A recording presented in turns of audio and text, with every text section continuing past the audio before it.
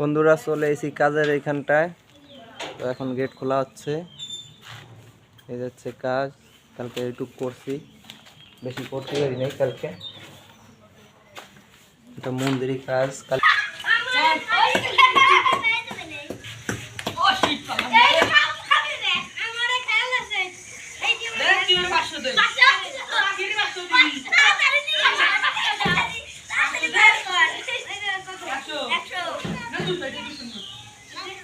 Action!